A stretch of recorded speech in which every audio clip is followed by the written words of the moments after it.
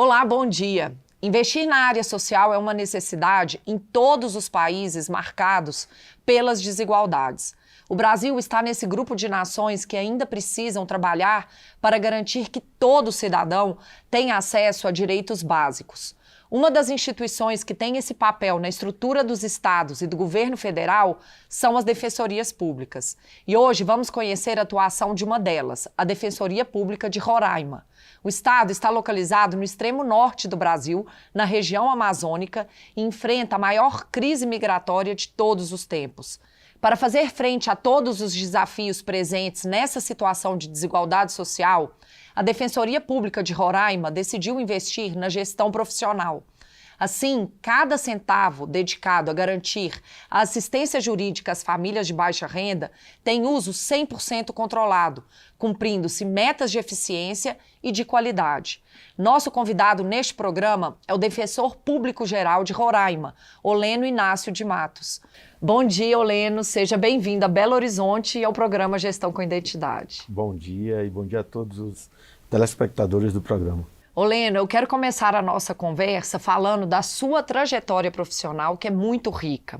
Você entrou no serviço público muito cedo, aos 15 anos de idade, em 1986, atuando como fiscal do Sarney, como ficaram conhecidos cidadãos que monitoravam o aumento dos preços no comércio na época do presidente Sarney. Como foi essa sua entrada no mundo do trabalho? Eu tinha 15 anos de idade à época e surgiu essa oportunidade de estagiar na Superintendência Nacional de Abastecimento. E me puxaram para trabalhar diretamente com o procurador daquela instituição. Então eu era o responsável, já com 15 anos, por fazer as petições, as petições de execução da superintendência. Naquela época, a SUNAB era uma instituição das mais conhecidas na estrutura governamental federal. Nós éramos muito famosos quem trabalhava lá. Então a população atendeu o apelo do governo Sarney à época e todos se transformaram em fiscal do Sarney, né? Quem não é da época não tem ideia do que era uma ida ao supermercado. Todo mundo fiscalizava preços, realmente era obedecido o congelamento, havia uma vontade da população de que aquilo acontecesse. Então, na SUNAB era uma loucura. Todo dia a gente tinha uma expectativa de novo tabelamento de preços, né? E aquele tabelamento tinha que chegar aos supermercados, a todos os locais de venda. Então, assim, a gente vivia num trabalho intenso, né? Eu me lembro de lá ter sido a minha grande formação, acho que a paixão pelo serviço público. Oleno, e da SUNAB você saiu para outro desafio também na área pública, que foi a Companhia de Águas do Estado de Roraima. E lá você teve a chance de atuar em várias funções, sempre deixando claro que dava conta de assumir desafios maiores. Me parece que a sua capacidade de liderança ganhou ali a base que te faria avançar na carreira. Naquela época você já percebia isso? Sim, durante meu período de estudo eu sempre fui muito ativo dentro das escolas, da universidade, no que pertinha à política estudantil, né? Então eu participei de grêmios estudantis, DCE na faculdade, e sempre buscando garantir direitos meus e daqueles que estavam perto da gente, né? Eu entrei lá na época como protocolista, que é uma função que praticamente nem existe mais hoje. Eu era o responsável pelo recebimento e distribuição de documentos externos e internos e fazia também o trabalho de arquivamento desses documentos. Mas logo em seguida eu fui convidado a assumir a Secretaria da Assessoria de Comunicação Social. Fiquei pouco tempo lá, porque de lá o procurador da instituição me convidou para assessorá-lo, e eu nem fazia direito à época, tinha pretensão de fazer o curso de Direito que nem existia no estado de Roraima, isso idos de 90.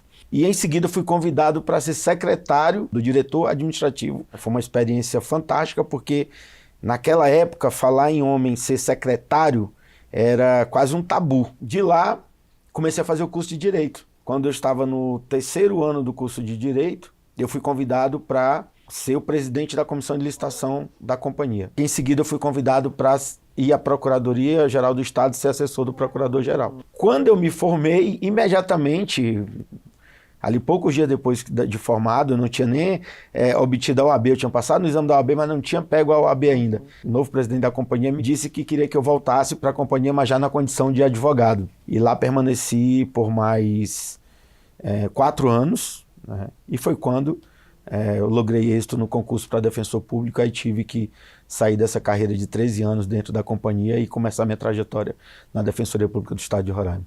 E em toda essa trajetória, você já soma mais de 20 anos na Defensoria Pública de Roraima.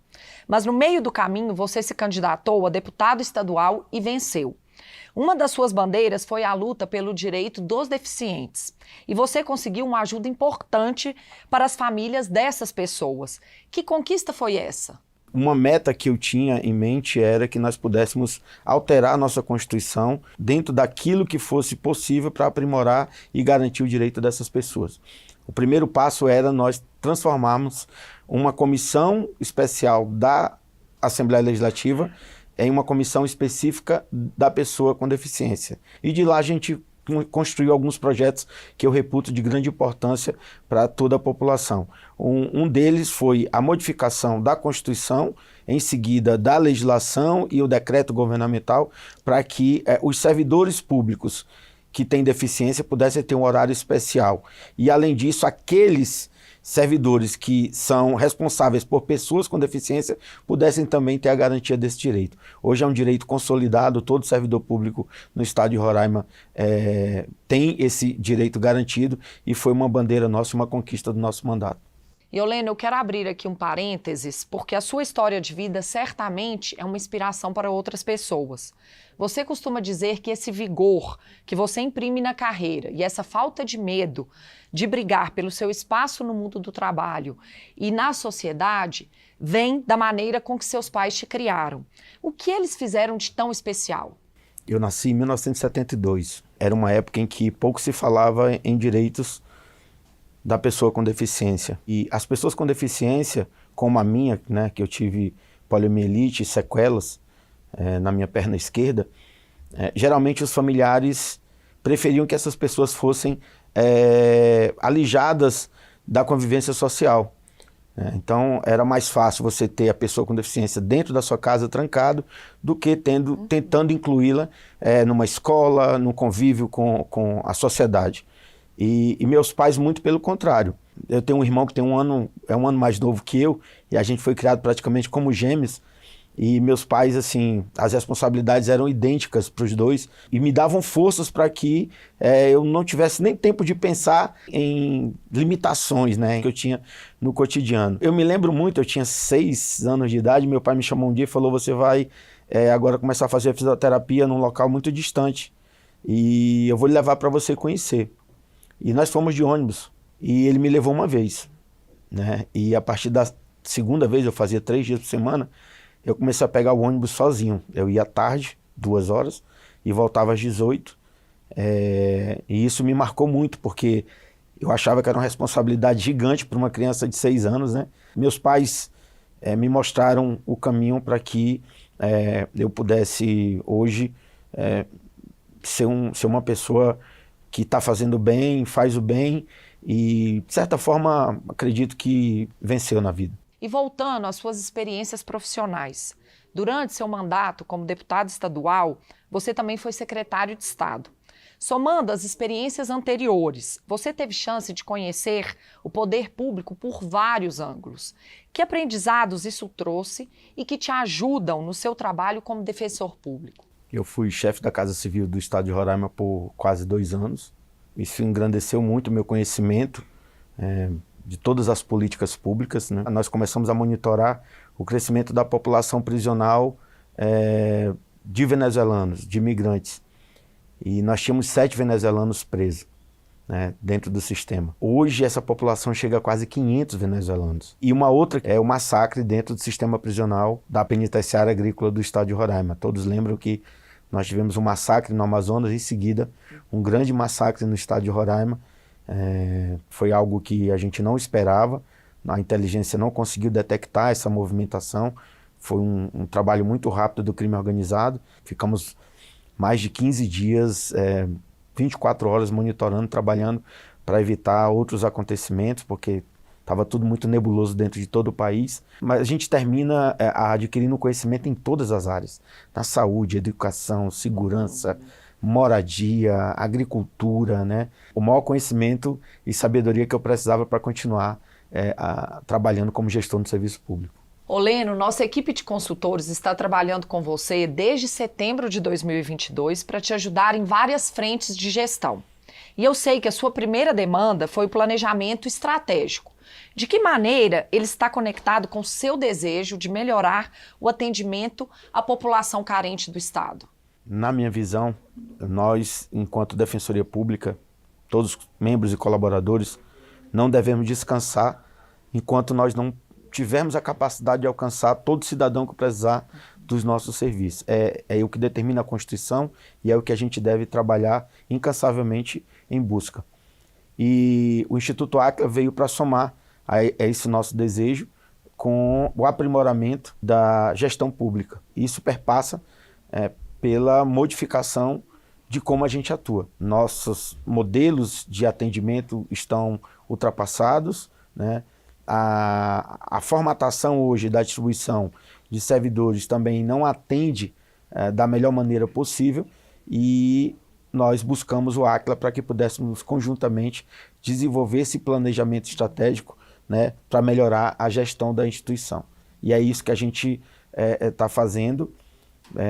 Abrimos vários leques de trabalho, são tantos que a gente inicialmente teve que delimitar os mais importantes, né? Um grande exemplo é a reformulação do atendimento ao nosso assistido. O Áquila está colaborando no sentido de que nós possamos aproveitar melhor todo o espaço que a gente tem no atendimento civil, criminal, Câmara de Conciliação, juizados e interior, né? Então nós já estamos construindo de imediato o alcance da Defensoria em mais 2 municípios até o meio do ano, né? E o nosso projeto é que a gente possa, até o ano que vem, estar presente em todos os municípios do estado. Oleno, e um desafio extra que você tem, além da dificuldade de acesso ao interior, é a conexão pela internet. Você vislumbra alguma melhora nessa infraestrutura nos próximos meses? Nós temos trabalhado com muitas frentes, né? Uma delas é através do governo do estado, que está buscando a implementação de mais uma rede de internet que vai fazer com que a capacidade dentro do estado de Roraima, na capital e no interior, dobre. Um outro trabalho que nós temos feito, esse é um trabalho em conjunto com as defensorias públicas da região norte, junto à empresa do Elon Musk, que já se colocou à disposição para atuar na questão da internet para a educação na Amazônia. Então nós estamos tentando viabilizar essa internet via satélite para a prestação da assistência jurídica pelas defensorias públicas da região norte. É uma alternativa para que efetivamente nós possamos ter uma internet que atenda à nossa necessidade. Hoje a internet ela é um direito básico do cidadão, mas infelizmente lá em Roraima, em boa parte da região norte, ela não consegue ser prestada com a qualidade que deveria. Oleno, e nesse projeto de consultoria, que é coordenado pelo consultor Fabrício Righetti, foi elaborado um novo desenho para as funções de cada defensor público. Quais foram os avanços alcançados? O principal deles é fazer com que os defensores que estão na atividade fim, que significa o quê? O defensor que está na atividade fim é aquele que está na ponta atendendo o assistido.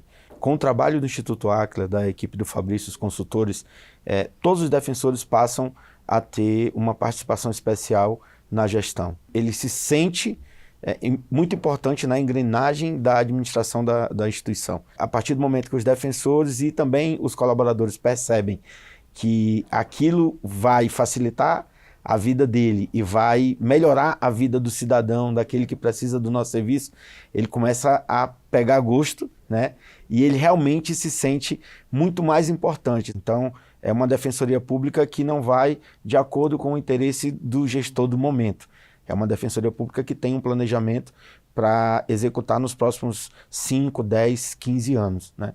Então, a ideia essa foi assimilada por todos, e então eu acredito que nós estamos agora plantando uma semente que vem para ficar. Não é porque é dinheiro público, não é porque você está lá todo final de mês, o 10º, que você vai dar um tratamento não especial ao investimento. Então eu penso assim, eu acho que cada centavo que a gente investir tem que ser retribuído à população que precisa da Defensoria Pública, e isso tem que ser feito através de muita competência e também de prestação de contas. Oleno, o consultor Fabrício Righetti me contou que você fez questão de apresentar publicamente o planejamento estratégico da Defensoria, convidando para o evento lideranças de vários setores. Qual a importância dessa transparência? Nada mais justo que, diante de um projeto de tamanha magnitude, a gente o apresente a quem é o interessado, né, a população. Então nós convidamos todos os poderes, secretarias de Estado, a população em geral, a sociedade civil organizada, para que pudesse, num dia especial lá no Teatro de Boa Vista, ouvir, né, e entender o que é esse planejamento estratégico da Defensoria Pública. Então o Instituto Àquila foi com o Fabrício e todos os consultores fazer a apresentação junto comigo, né, e foi de fundamental importância para que esse planejamento dê certo. Nós conseguimos demonstrar que existe possibilidades da gente aprimorar a nossa gestão. Oleno, nossa metodologia de trabalho na consultoria implanta os rituais de gestão, que são os momentos para se acompanhar o andamento do planejamento e as metas que foram estabelecidas. Esses encontros te ajudam a tomar decisões mais acertadas no comando da Defensoria? Sem dúvida alguma, né? Esse é um grande momento desse trabalho que a gente vem fazendo.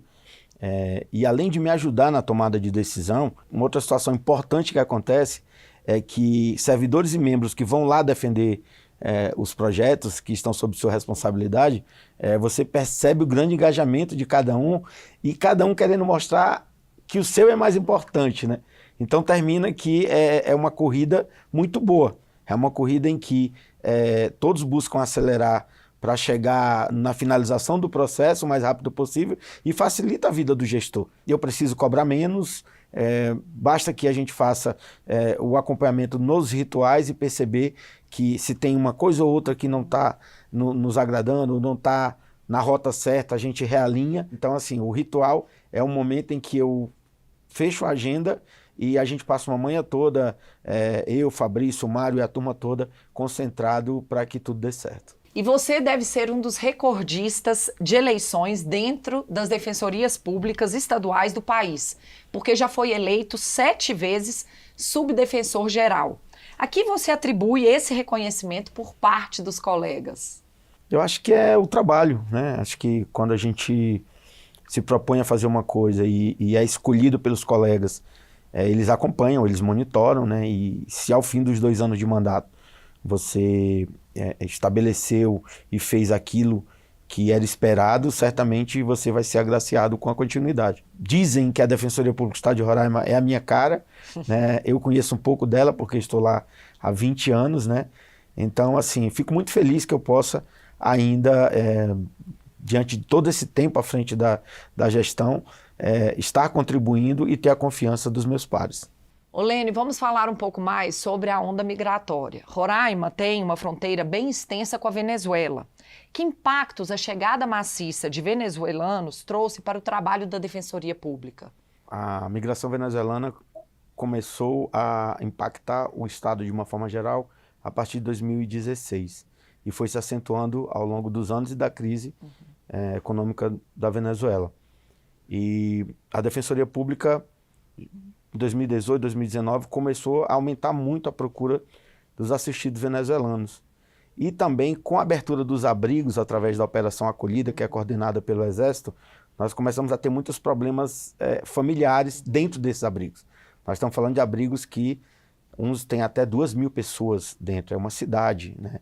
Então, a Defensoria Pública buscou parceria com a Operação Acolhida, com o Exército e as ONGs que administram esses abrigos, para que nós pudéssemos entrar nos abrigos e começar a fazer um trabalho lá dentro de prevenção.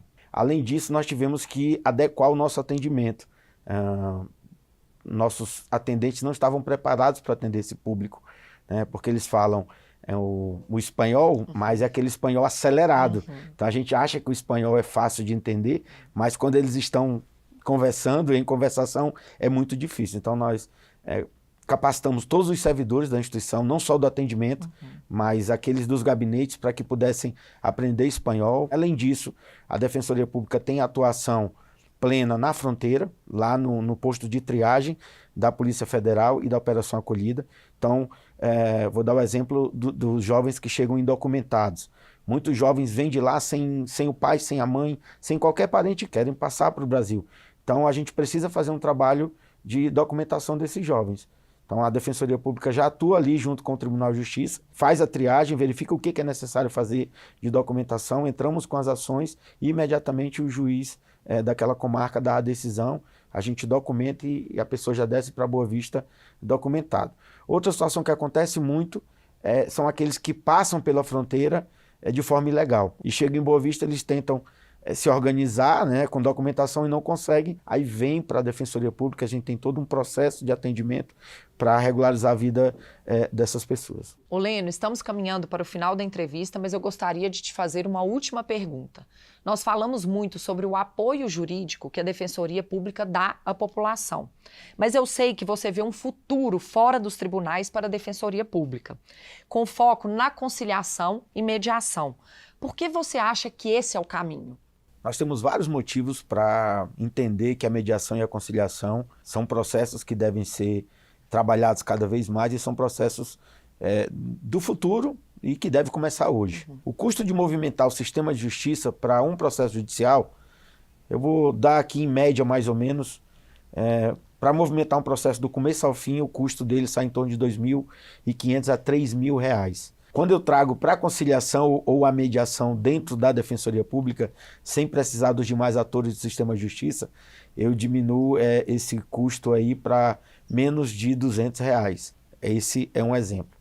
Mas o exemplo mais forte é o de transformar as pessoas. As pessoas têm que entender que conflitos vão existir, mas eu tenho a capacidade de dirimir meus conflitos. Devem ser poucas as vezes que eu vou precisar de um intermediador, de um conciliador, de um mediador ou de um juiz para decidir o que é melhor para mim ou não.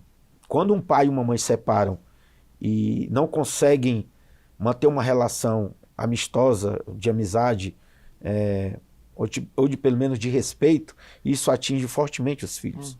O educar deles afeta o psicológico deles, afeta a vida deles, e isso às vezes até perpassa pela relação que eles vão ter com os filhos deles. Né? Então, quando a gente coloca a Defensoria Pública concentrada e forte numa atuação de mediação do conflito, para transformar aquela pessoa em alguém que sabe que pode resolver o seu problema, porque o mediador ele não participa no sentido de dar dicas de como resolver o problema, ele só media a conversa.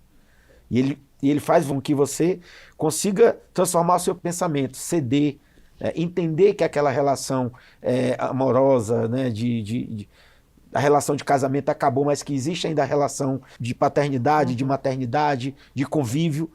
E quando a gente consegue isso, você faz com que a pessoa, em outras situações de sua vida, perceba que ela pode sim sentar e dirimir seus conflitos e resolver suas situações. Então eu vejo que esse é um modelo que, além de trazer uma economia gigantesca, no sentido de movimentar menos a máquina pública, de despender menos recursos nisso, mas também de transformação da pessoa humana, né? Da gente poder fazer com que determinado cidadão ou cidadã diga, eu sou capaz de resolver o meu problema. Fundamental que todas as defensorias do país aprimorem esse trabalho e fundamental que esse novo modelo de ação seja ampliado em sua atuação em todos os rincões do país. Oleno, eu agradeço muito pela entrevista e eu desejo que você e sua equipe consigam alcançar e realizar todos os projetos que estão sendo criados na Defensoria. Eu que agradeço o convite e é um prazer imenso poder estar aqui em Belo Horizonte, né, prestando contas e esclarecimentos à população, que é a nossa maior razão de existir. Muito obrigada.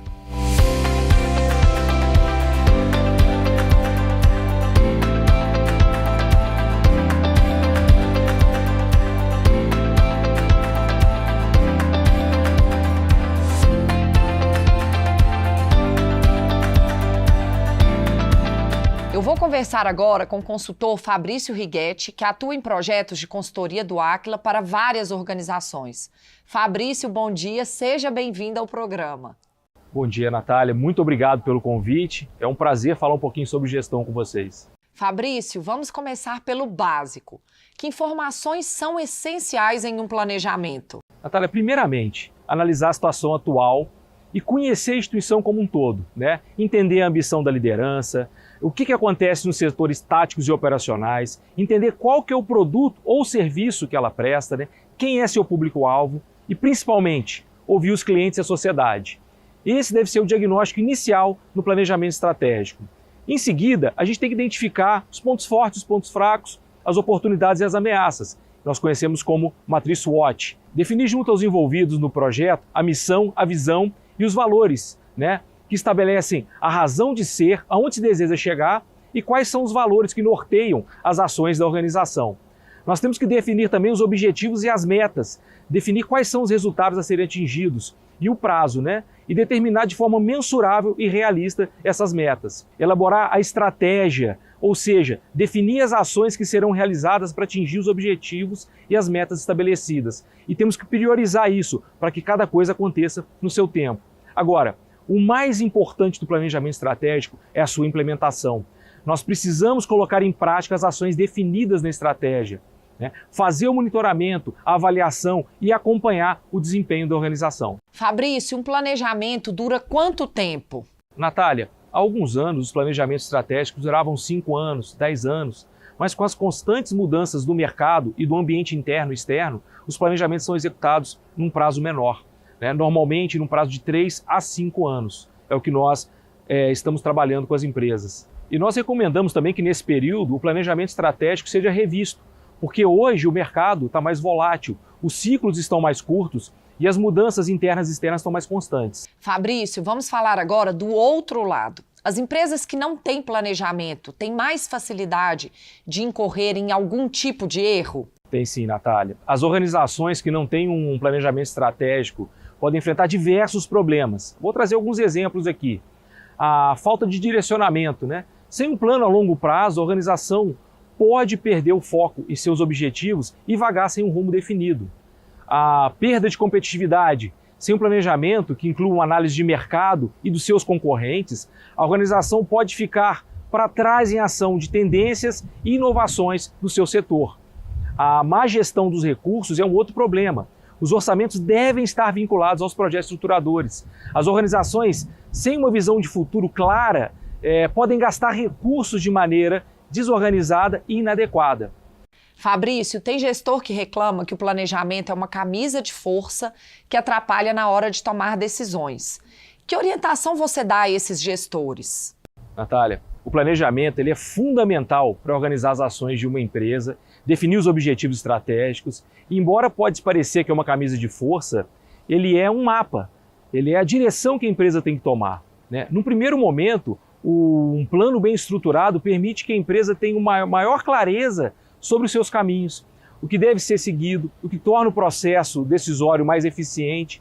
É claro que isso não significa que o plano deve ser rígido e inflexível. É importantíssimo flexibilizar esse plano de acordo com as mudanças do ambiente de negócio. O plano é um guia, é o norte para a empresa, né? Então ele não vai estrangular a estratégia. Fabrício, muito obrigada pelas suas orientações, viu? Volte sempre e boa sorte em seus projetos. Até a próxima. Tá, eu que agradeço, muito obrigado pelo convite e me coloco à disposição para falar um pouquinho mais sobre as soluções do Aquila, não só para o setor privado, mas também para o setor público. Um bom dia. Mais uma vez, obrigada, Fabrício. Bom, nosso programa fica por aqui. Para rever ou compartilhar o Gestão com Identidade, é só acessar o YouTube do Aquila. Querendo falar com os nossos consultores, estamos acessíveis pelas redes sociais ou pelo nosso site. Semana que vem estaremos de volta com mais técnicas e cases para te ajudar a ser um gestor excelente. Obrigada pela audiência e até lá!